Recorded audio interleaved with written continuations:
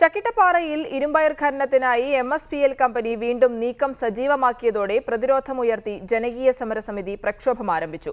എന്ത് വില കൊടുത്തും ഖനനത്തെ ചെറുത്ത് തോൽപ്പിക്കുമെന്ന് ഖനനവിരുദ്ധ ജനകീയ സമിതി വ്യക്തമാക്കി.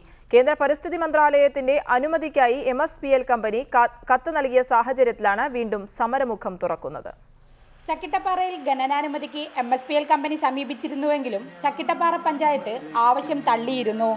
എന്നാൽ കേന്ദ്ര പരിസ്ഥിതി മന്ത്രാലയത്തിന് മാസ്റ്റർ പ്ലാൻ സമർപ്പിക്കാൻ അനുമതി തേടിയ പശ്ചാത്തലത്തിലാണ് സമരം ശക്തമാക്കുന്നത്. പ്രാദേശിക സമരസമിതിക്ക് പുറമെ ജില്ലാ തലത്തിലും സമരസഹായ സമിതിക്ക് രൂപം നൽകി. സമരസമിതിയുടെ സംഗമത്തിന് ചരിത്രകാരൻ MGS നാരായണൻ അടക്കമുള്ള പ്രമുഖർ പിന്തുണയുമായെത്തി. ക്യാൻസർ മുതലായ ചില രോഗങ്ങളുണ്ടല്ലോ, എല്ലാവർക്കും ഉണ്ട്.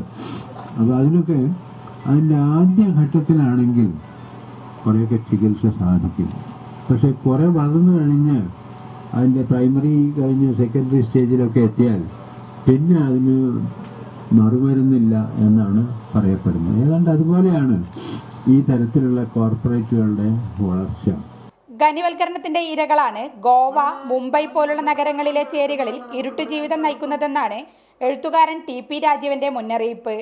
ഖനിവൽക്കരണത്തിന്റെയും ആധുനികതയുടെയും വികസനത്തിന്റെയും ഭാഗമായിട്ട് ദാരിദ്ര്യവൽക്കരിക്കപ്പെട്ട ലക്ഷങ്ങളാണ്, കോടികളാണ് ഇന്ത്യയുടെ ഈ ഒരു അറിയപ്പെടാത്ത ഇരുട്ടിലെ അധോലോകത്തിലെ ഇരകളായി മാറുന്നത്.